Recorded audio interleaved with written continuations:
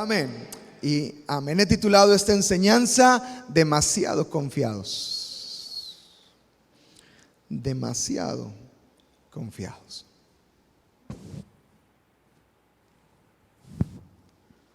Haciendo alusión a lo que el apóstol Pablo le dice a la iglesia: el que piense estar firme, mire que no caiga. Nos hace ver de una precaución con la que tú y yo debemos de vivir, con un entendimiento claro, sano, de la manera en la que debemos de vivir nuestra fe. Podemos creer y pensar que a lo mejor hay cosas que nunca nos van a pasar. Yo nunca voy a engañar a mi esposa. Yo nunca voy a ser infiel. Yo nunca voy a fallar en ese pecado. Yo nunca creo que voy a caer en esa situación. Y podemos tener cierto orgullo y arrogancia espiritual al decir que nunca nos pasarían ciertas cosas. O cuando vemos a alguna persona caer en algún pecado y vemos la situación en la que cayó y la situación en la que está, y decir: yo nunca voy a estar así. Yo nunca voy a tener ese problema. Amados, la Biblia es clara: no podemos estar demasiado confiados. Aquel que cree que está firme, mire que no caiga. Y el Señor nos ha llamado, amados, a no poner una confianza en exceso en la carne.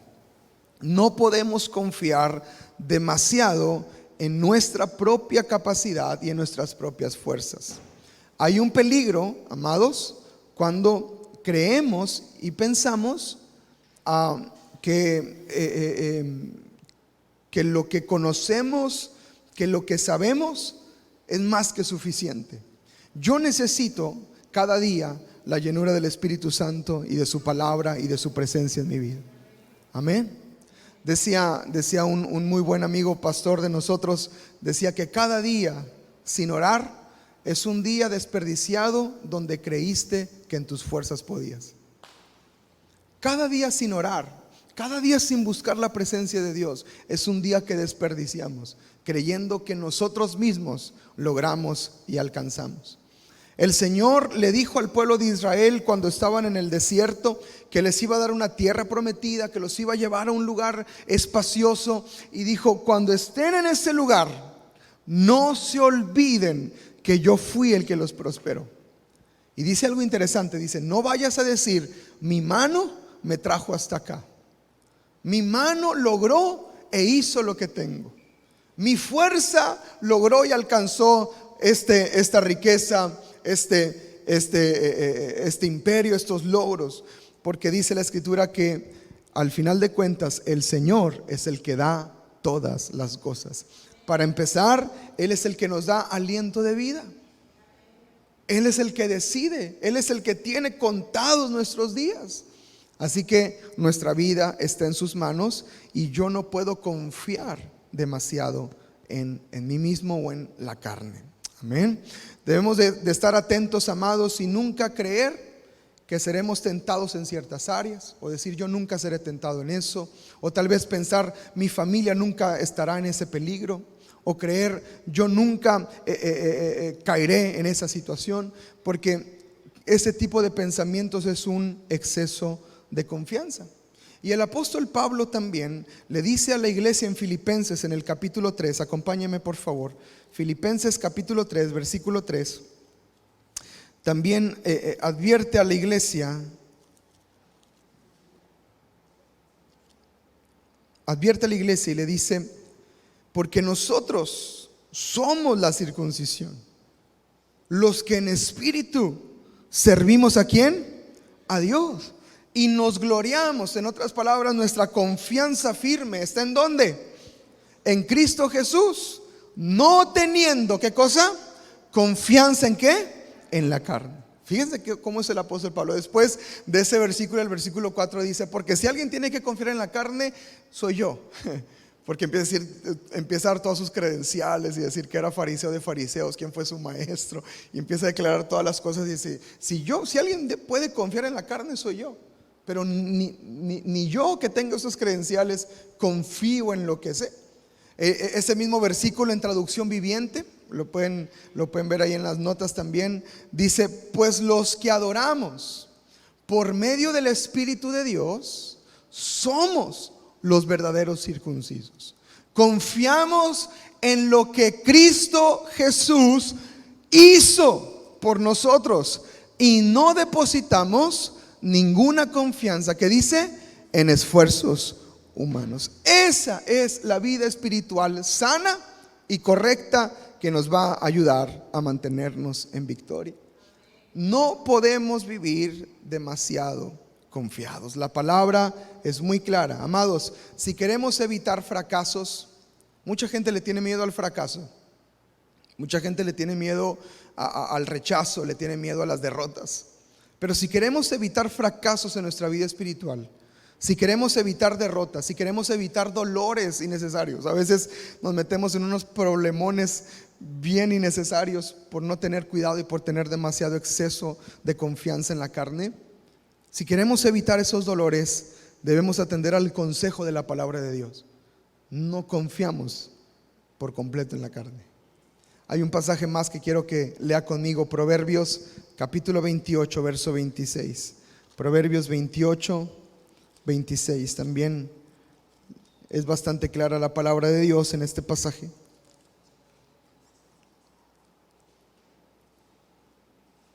¿Qué dice? El que confía en su propio corazón es ¿qué? Es necio. Mas el que camina en sabiduría será librado. Entonces, la palabra de Dios es verdad. ¿Usted cree que la palabra de Dios es verdad? Entonces es un consejo suficiente para nosotros.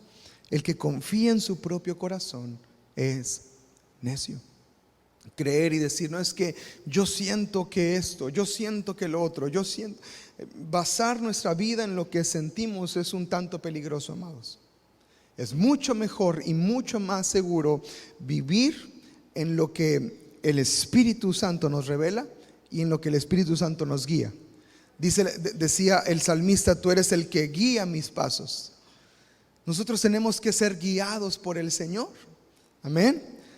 Y hay una imagen que usa la palabra acerca de nosotros y nos asemeja a ovejas.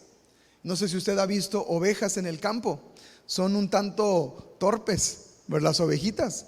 Y no saben andar, no saben moverse y tienen que estar siendo guiadas constantemente. Y de repente una se desbalaga por ahí y se pierde y tienen que andar atrás de ella. A mi esposa y a mí nos gusta mucho ver videos de los perros pastores. No sé si ha visto esos perros pastores que tienen un instinto natural para corregir a las ovejas y les muerden la patita para que no se vayan para un lado. Y a veces yo digo, yo quiero ser ese perro pastor. Señor, ayúdame a ser ese perro pastor que anda atrás de las ovejitas corriendo, ¿verdad? Pero es impresionante cómo las ovejas tienden a perderse. Tienden a perder rumbo. Y nosotros, amados, somos esas ovejas que necesitamos del pastor. Necesitamos del Señor. No podemos confiar demasiado en nuestro propio corazón porque eso es una necedad, y no podemos confiar en nuestra propia carne. La semana pasada que estábamos leyendo, bueno, antepasada más bien, estábamos leyendo el plan de lectura. Estábamos leyendo Jueces, ya terminamos Jueces. Es un libro, hermanos, si usted le puso atención, es un libro desgarrador, el libro de Jueces. Porque la manera en que vivía el pueblo de Dios, en la idolatría que ellos tenían, no sé si alguien lo leyó en su plan de lectura, pero es impresionante la manera en que vivían. Y dice la escritura, y no tenían rey, y cada quien hacía lo que bien le parecía. ¿Lo leyó eso? Es impresionante la manera en que vivían. Pero en medio de todo me encontré con un relato interesante en el capítulo 18 de Jueces, y habla de una ciudad, habla de un pueblo, de una colonia. Algunos mencionan que era una colonia de sidonios, que era el pueblo de Lais. El pueblo de Lais. Y bueno, algunos hombres de la tribu de Dan no tenían territorio todavía conquistado para este punto de la historia, y estaban buscando en dónde establecerse, y se encontraron con este pueblo de Lais. Y la Biblia da algunas características de este pueblo, Y quiero que pongamos atención porque puede ser una imagen o un tipo de un creyente que confía demasiado en la carne y cómo podemos evitar los problemas que tuvo este pueblo. Dice en Jueces capítulo 18, primero en el versículo 7, dice la palabra: entonces aquellos 5 hombres salieron y vinieron a Lais y vieron que el pueblo que habitaba en ella estaba como seguro, ocioso y confiado, conforme a la costumbre de los de Sidón, sin que nadie en aquella región les perturbase en cosa alguna, ni había quien poseyese el reino. Y dice: y estaban lejos de los sidonios y no tenían negocios con nadie. Más adelante en el versículo 27, en el mismo capítulo 18 y verso 27 y 28, vuelven a hablar de esta ciudad y dice: y ellos, llevando las cosas que había hecho Micaía juntamente con el sacerdote que tenía, llegaron a Lais, al pueblo tranquilo y que confiado, ya la segunda vez que lo menciona, y los hirieron a filo de espada y quemaron la ciudad, y no hubo, ¿qué dice?, quien los defendiera, porque estaban lejos de Sidón y no tenían negocios con nadie. Este pueblo que pareciera que estaba en el lugar perfecto, pareciera que había encontrado la tierra perfecta para habitar y para estar, parecía que llegó a un punto donde dijo: aquí es donde quiero estar.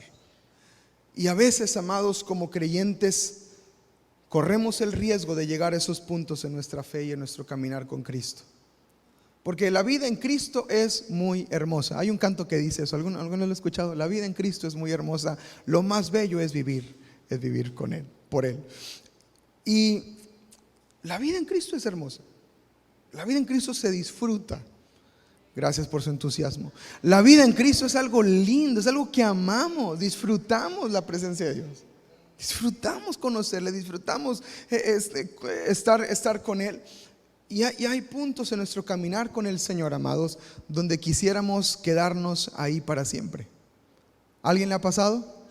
Un punto donde todo está bien, tu familia está bien, la economía está bien, hay respuesta de todo, donde todo está como que acomodado y nos dan ganas de decirle al Señor: Señor, ¿y si hacemos una enramada y nos quedamos aquí, así como le dijo Pedro al Señor? ¿Y si hacemos aquí nuestra casita de Infonavit y nos quedamos para siempre, Señor? ¿Y si nos quedamos en esta condición para siempre? Pero déjeme decirle algo: el Señor quiere llevarnos de gloria en gloria y quiere llevarnos cada vez a más y más. Ahora, el camino, la Biblia dice que el camino no es un camino que es amplio. El camino del Señor es un camino angosto. Pocos son los que entran por él, dice la palabra. En cambio, el camino amplio, muchos entran por él, pero ese camino lleva a perdición y es el camino común. Pero el camino angosto es un camino donde a lo mejor vamos a salir lastimados, heridos, golpeados, cansados, donde va a haber contratiempos, pero al final de cuentas sabemos que el Señor está con nosotros, que nos fortalece y nos va a llevar de gloria en gloria. Y hay puntos en nuestro caminar con el Señor que disfrutamos, que amamos y quisiéramos quedarnos ahí. Quisiéramos quedarnos ahí. Quisiéramos decir: ya con lo que sé es suficiente. Ya con lo que tengo, Señor, ya listo, ya no me des nada más. Ya no quiero nada más, aquí quiero estar, aquí quiero permanecer, Señor. Y podemos llegar a cierta comodidad y cierta confianza. El peligro de estar en esa condición espiritual, amados, es que puede venir un exceso de confianza. Y en ese exceso de confianza, de repente, ver cómo caemos o en esa misma situación donde estamos demasiado seguros y confiados, dejar de cubrir, dejar de estar despiertos y dejar de estar velando. Tenemos que estar atentos constantemente hasta que Cristo vuelva. Amén. Entonces, este pueblo de Lais era un pueblo muy confiado. Era un pueblo que decía: nada malo me va a pasar. Estamos bien.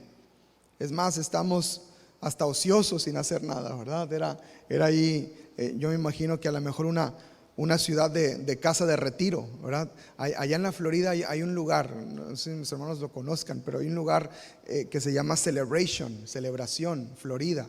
Y es un lugar de retiro donde viven puros ya personas que se retiraron y ya viven su vida feliz.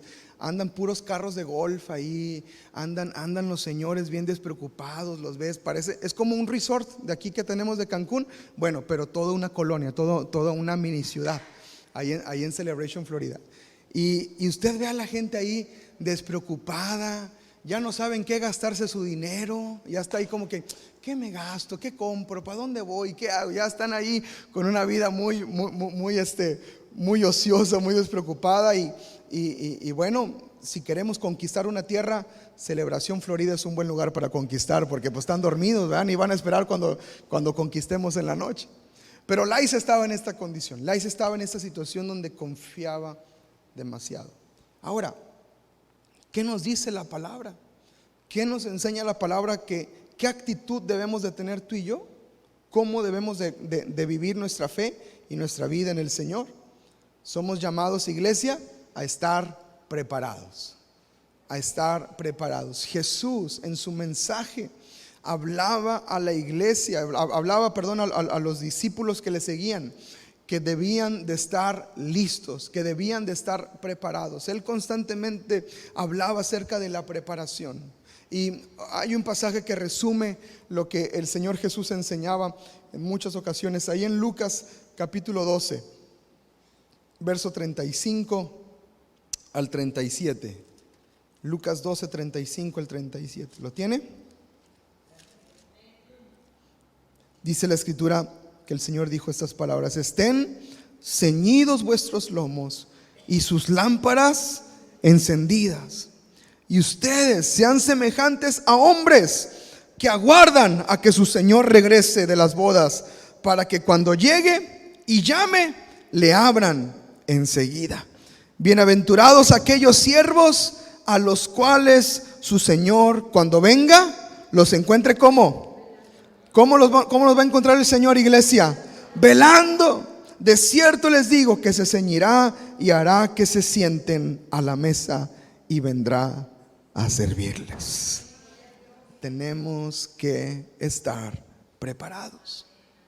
Amén. Entonces tenemos que estar atentos, tenemos que estar despiertos. Ahora, quiero dejar algo muy en claro, y muy probablemente esto lo repita muchas veces, pero quiero dejar algo muy en claro. Amados, una cosa es vivir con miedo, ¿ok?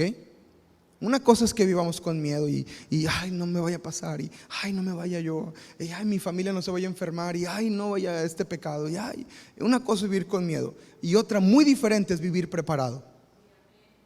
Tú y yo tenemos que vivir preparados, no con miedo, preparados. El temor del Señor, dice la escritura, que es el principio de la sabiduría. El temor del Señor es este honor, esta gloria, esta reverencia, este reconocimiento, no un miedo, sino realmente una honra al Señor con el estilo de vida que tú y yo llevamos. Y una cosa es estar preparado y otra cosa es vivir con miedo. Y nos podemos confundir. Yo no quiero, iglesia, que usted viva con miedo, porque la palabra de Dios dice que Él no nos dio espíritu de cobardía ni de temor, sino de poder, de amor y de dominio propio. Eso es lo que dice la palabra de Dios. Usted no puede andar con miedo constantemente, ¿verdad? Tenemos que estar más bien preparados. Amén. Ahora, ¿qué errores cometió este pueblo de Lais y tú y yo podemos evitar? Este pueblo estaba libre de muchas cosas y son errores que podemos evitar nosotros también. Son errores que, si ponemos atención a ello creo que nos van a ayudar a corregir también nuestros pasos y cómo evitar esos errores. Lo primero que podemos ver en el pueblo de Lais es que este era un pueblo que estaba libre de todo conflicto. Estaban libres de conflicto y de pruebas. Libres de conflicto y de pruebas.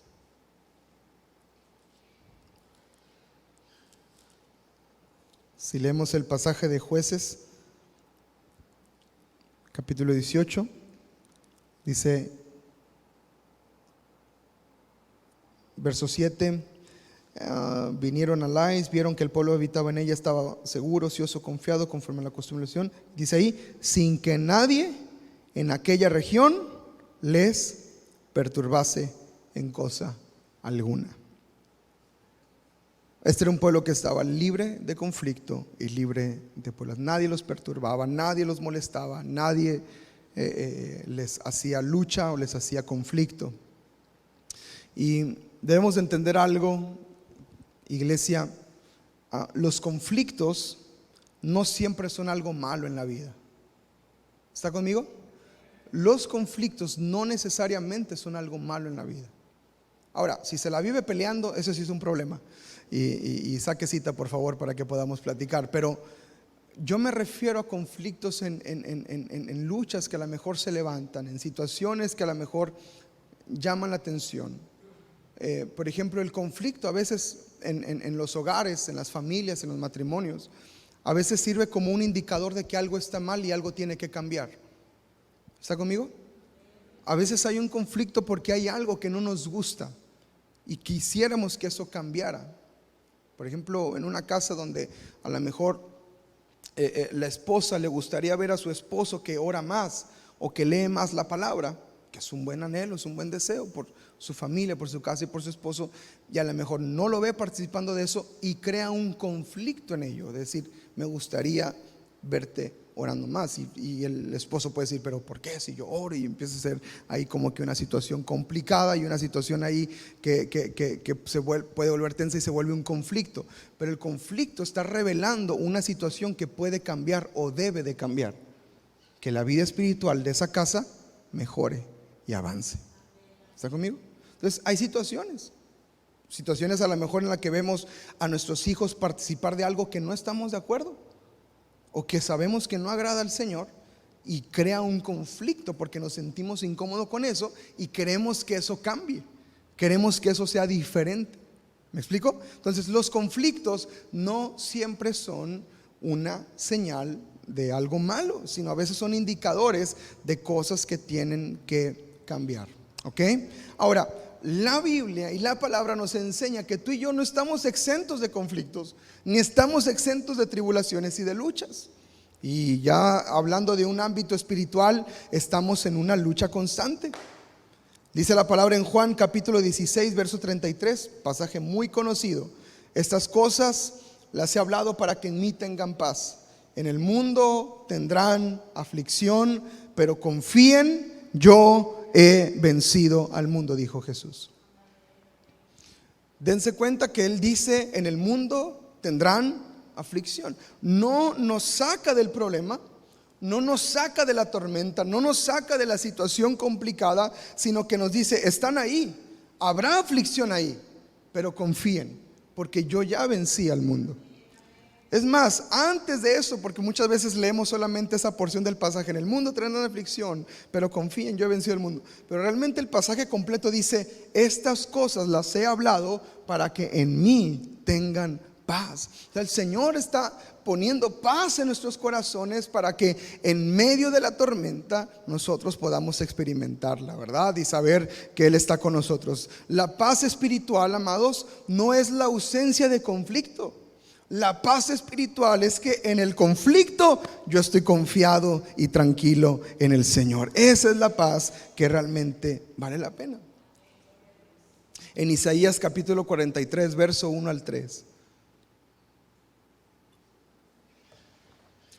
Isaías 43, 1 al 3. Este pasaje también es muy interesante. ¿Lo tiene ahí? Ahora, así dice Jehová, creador tuyo, oh Jacob, y formador tuyo, oh Israel. Dice, no temas, porque yo te redimí, te puse nombre, mío eres tú. ¿Cuánto le dan gracias al Señor por su palabra? Yo tomo esa palabra, yo soy tuyo, Señor. Yo soy tuyo, Señor.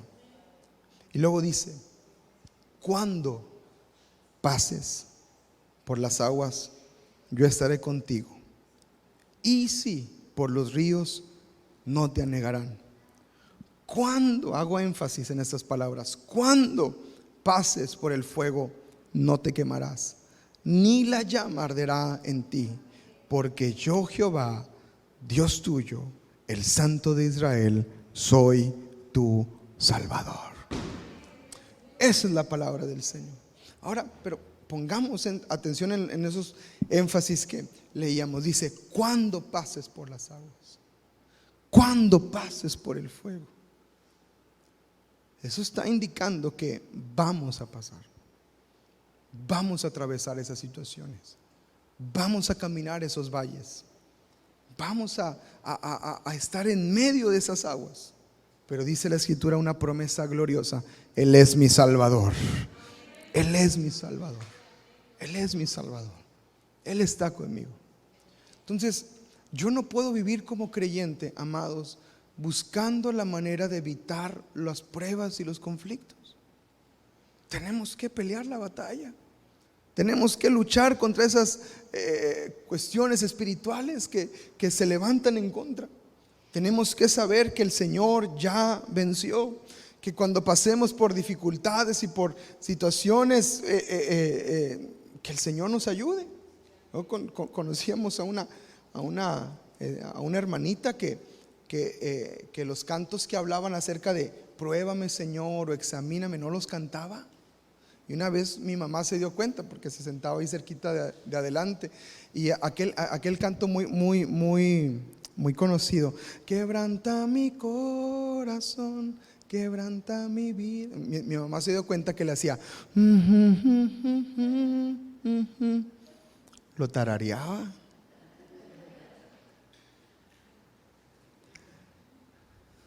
Le metía coco a la hermana y decía: no, porque si digo que me quebrante, ¿quién quita y me quebranta? Y no lo cantaba. Y eso fue una ocasión, y después pasó el tiempo y mi mamá se dio cuenta que lo seguía haciendo. Y así cualquier canto que hablaba de te entrego hoy, Señor, mi corazón, ¿verdad? Y decía la hermana a veces empezaba, decía y no canta. Entonces ya cuando se dio cuenta mi mamá, y los demás cantos sí, o sea, glorioso día, pues es así, por glorioso día el que me salvó, ¿verdad? Pero después le decía: hermana, ¿por qué algunos cantos no los canta? Y la hermana abiertamente dijo: es que me da miedo que el Señor me meta en esas pruebas.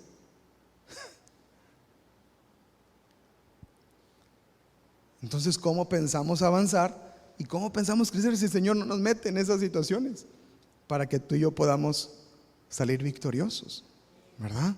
¿Cómo voy a experimentar la victoria del Señor si no paso por un valle en el cual tengo que atravesar para que vea su mano y vea su poder? Amén.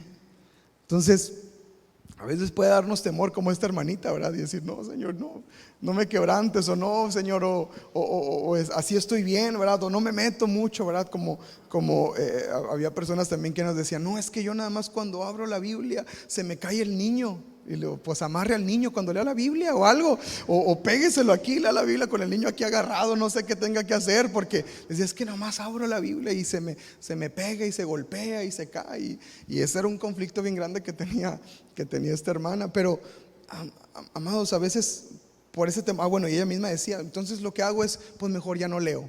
No, pues está muy buena tu solución, ¿verdad? Eso es un muy buen plan. Oye, tenemos que nosotros reaccionar y entender que a veces, amados, en nuestras vidas y en nuestro crecimiento, las batallas y las pruebas son necesarias. Amén. Dile ahí al que está a tu lado: las pruebas son necesarias. Dile sin miedo, dile: ¿te pareces a Lais? Tú no te llamas Lais. Las pruebas son necesarias. Es más, escriba eso en sus notas: las pruebas son necesarias. ¿Cómo avanzamos de grado en la escuela? Maestras, a ver, ustedes que son buenas en los exámenes, en la prueba, ¿cierto? Es la manera en que podemos calificar si una persona está apta para avanzar al siguiente nivel, si realmente aprendió o si realmente recibió, ¿verdad? Entonces las pruebas son necesarias en nuestro crecimiento, en nuestro caminar con el Señor. Las pruebas muestran lo que hay realmente en el corazón. Porque aquí todos se ven bien bonitos cantando. Gloria a Dios, aleluya. Se ven bien bonitos ahí levantando su voz y adorando. Pero realmente la prueba es lo que va a mostrar lo que hay en el corazón. Mire, vamos a leer dos pasajes. Primero, Romanos capítulo 5, verso 3 y 5. Romanos capítulo 5, verso 3 y 5.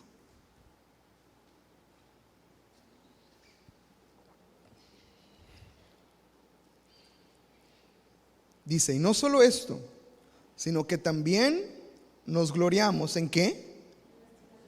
¿En qué se estaba gloriando Pablo? En las tribulaciones. Sabiendo que la tribulación produce paciencia. Y la paciencia, prueba. Y la prueba, aleluya. Y la esperanza no avergüenza, porque el amor de Dios ha sido derramado en nuestros corazones por el Espíritu Santo que nos fue dado. Entonces, aquí está clara la palabra, ¿verdad? Cuando hay tribulaciones, nosotros nos gloriamos, porque esa tribulación va a producir paciencia, y esa paciencia produce prueba, ¿verdad? Como los que dicen, yo no le pido paciencia a Dios, porque entre más paciencia le pido, más pruebas me pone. Pues sí, porque así dice la Biblia. Claro, porque tiene que ser probada realmente la paciencia. Entonces la paciencia produce prueba, pero la prueba produce esperanza. Y damos gracias al Señor porque la esperanza no avergüenza. Son necesarias en nuestro caminar con el Señor. Son necesarias las luchas, son necesarios los conflictos que a veces se levantan, ¿verdad? Las tribulaciones por las que podemos llegar a pasar a causa de nuestra fe. ¿Cuántas veces no, por mantenernos firmes en lo que la palabra de Dios dice, nos hemos metido en situaciones difíciles y complicadas? En el trabajo, con familia, con amigos, con compañeros, gente que nos da la espalda de repente o se levantan e incluso no solamente dan la espalda, sino que atacan y se van en contra por confiar y creer en la palabra y por declarar la palabra de Dios. Pasamos por estas situaciones y son necesarias para que avancemos y crezcamos. Amén. Y tener la confianza de que tenemos la victoria en el Señor. Dice la Escritura en Salmos capítulo 66, verso 10 y 10 al 12. Salmos 66, 10 al 12. Dice la Escritura, porque tú nos probaste, oh Dios, nos ensayaste como se afina la plata, nos metiste en la red, pusiste sobre nuestros lomos pesada carga, hiciste cabalgar hombres sobre nuestra cabeza, pasamos por el fuego y por el agua, pero que como termina diciendo David, y nos sacaste abundancia. Sí, Señor, pasamos por eso, pero nos sacaste abundancia, Señor. Entonces aquí también el salmista está declarando esta verdad. Él nos pasa por esta prueba, Él nos ensaya, Él muestra y revela lo que hay en el corazón. Ahora, hay un pasaje interesante en la Escritura que dice que nuestro Señor Jesucristo fue tentado en todo, pero sin pecado. Nos está enseñando que Él atravesó toda la prueba y venció esa prueba para que también nosotros, por medio del Espíritu Santo, podamos vencer toda situación.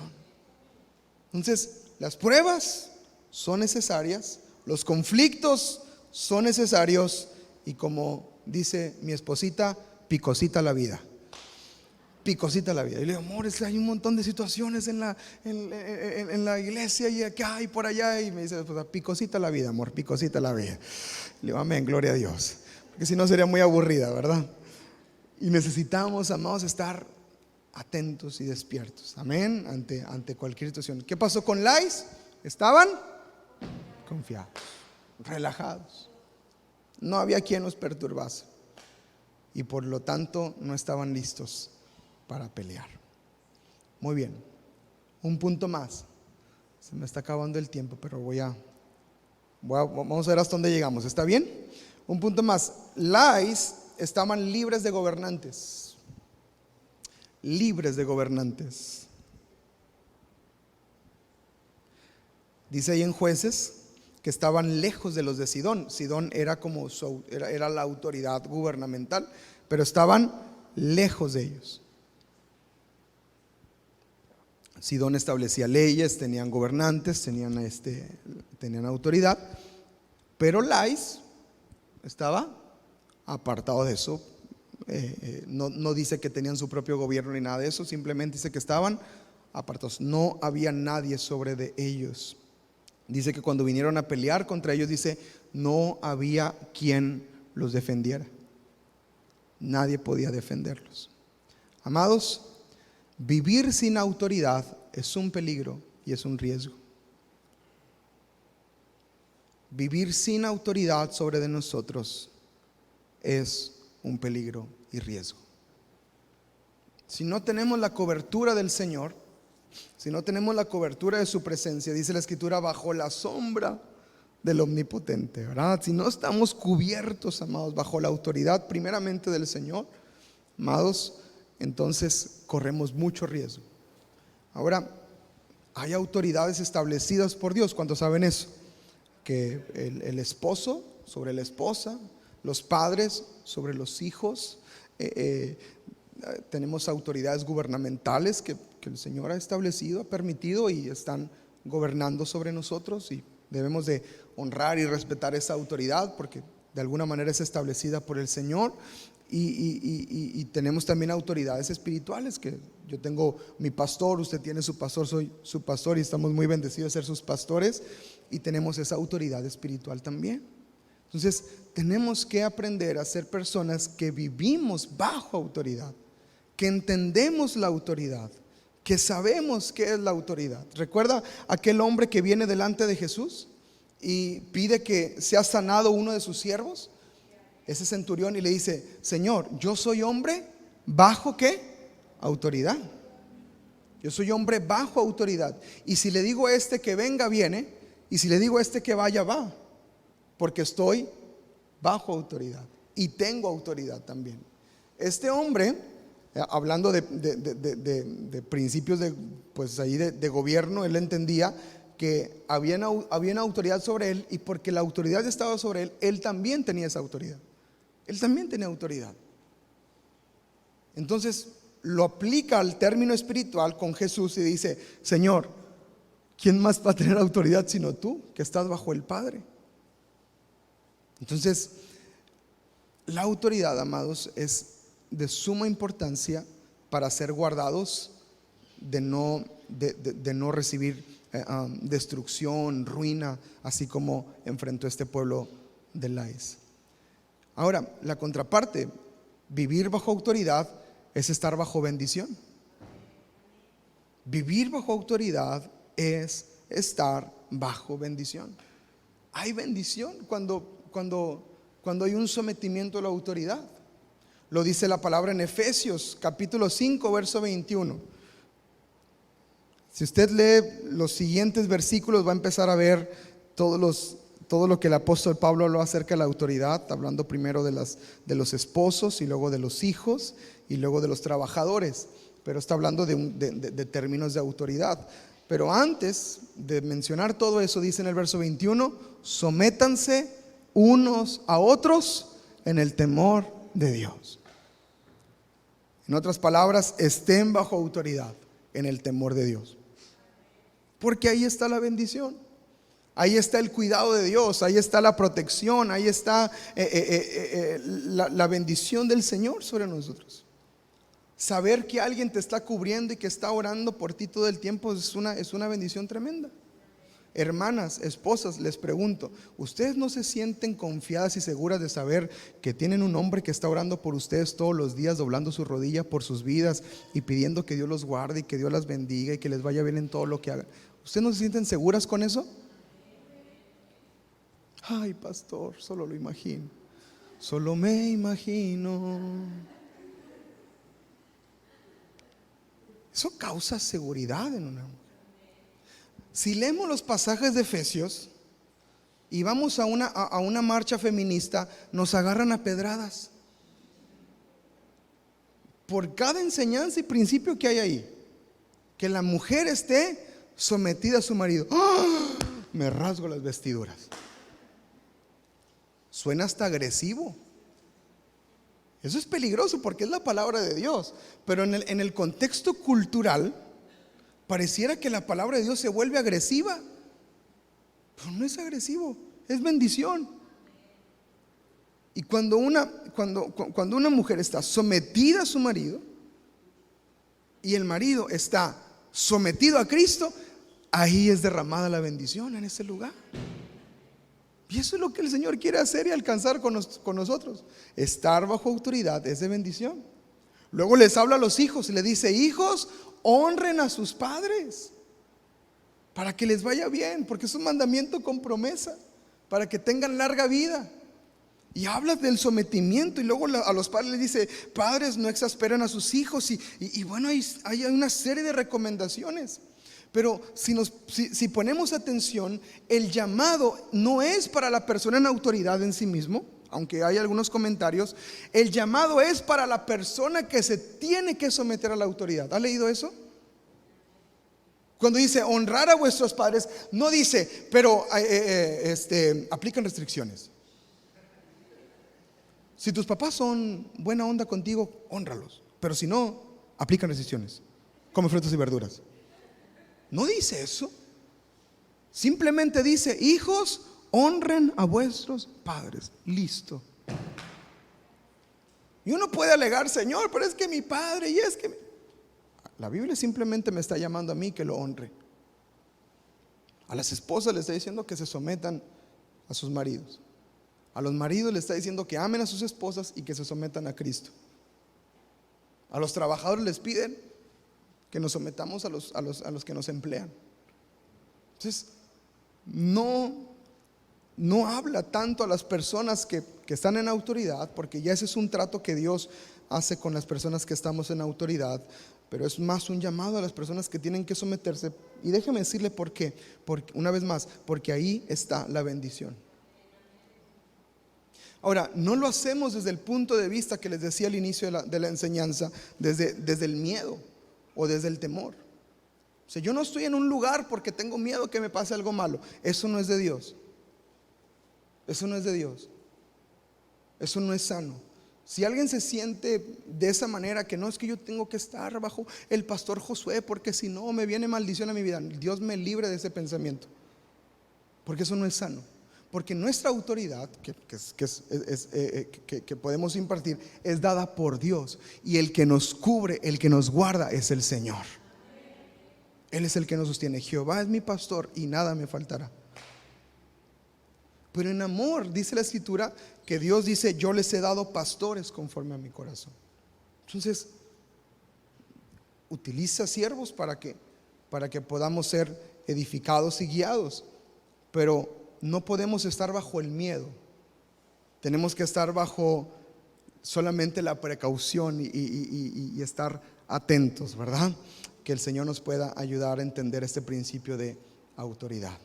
Entonces, Tito capítulo 3 versículo 1 les dice el apóstol Pablo a la iglesia. Bueno, le dice al pastor Tito que le recuerde a la iglesia: recuérdales que se sujeten a los gobernantes y a las autoridades, que los obedezcan y que estén dispuestos a toda buena obra.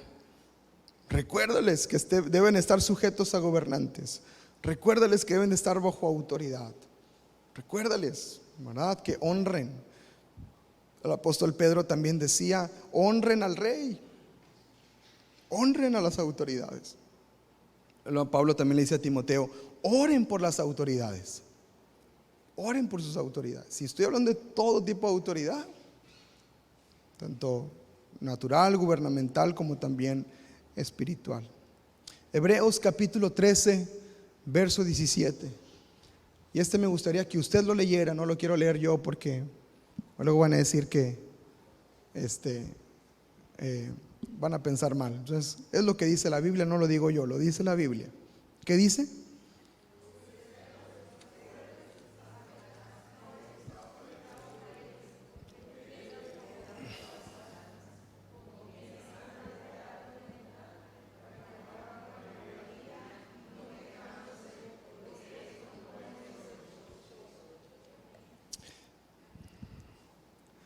La Biblia dice que tenemos que someternos a nuestros pastores. Ahora, yo se lo puedo decir con autoridad porque yo tengo mi pastor y yo estoy bajo autoridad también. Así como dijo el centurión, yo estoy bajo autoridad. Es bendición estar bajo autoridad y saber, amados, que nuestra autoridad espiritual nos está cubriendo. Esa es la clave. Esa es la clave. Yo tengo una bendición bien grande. Todos los domingos, mi pastor ora por nosotros. Todos los domingos, aquí lo tengo. Ya nos mandó la oración de hoy. Y todos los días o nos manda un audio o nos escribe o nos dice: pastores, estoy orando por ustedes, que hoy prediquen el mejor mensaje que tengan, que Dios los bendiga, que llegue gente del norte, del sur. Y siempre hace una oración por nosotros y nos dice que Dios los bendiga, sus familias, sus casas. ¿Sabe cómo me siento yo cada mañana que leo esto o que escucho sus mensajes? Me siento cubierto, me siento bendecido, me siento que están orando por mí, realmente mi vida está segura en el Señor y estoy bajo esa autoridad. Y mi oración es que usted también se pueda sentir así, porque oramos por usted, porque pedimos a Dios por su vida, porque le pedimos al Señor que lo guarde y porque cada día oramos por sus vidas y estamos pidiéndole al Señor por cada uno de ustedes. Entonces, estar bajo autoridad nos libra de estar demasiado confiados y caer en un error y caer en un problema y en un conflicto grande, ¿verdad? Dice la escritura aquí en Jueces que el pueblo de Lais, cuando vinieron a atacarlos, dice: no hubo quien los defendiera. No había nadie, no había gobierno sobre ellos y no hubo quien los defendiera. Muchas personas que han caído o que han fallado o que han pasado por situaciones donde a lo mejor han fallado espiritualmente, tiene que ver muchas veces con falta de cobertura. Mucha gente que se apartó.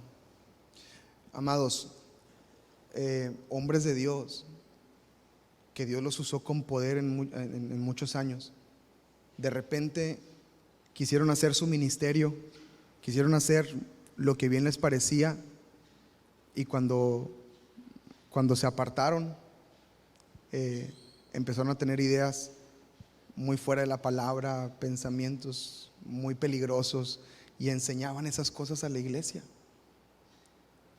Y hubo un caso muy fuerte en Monterrey de una situación así, y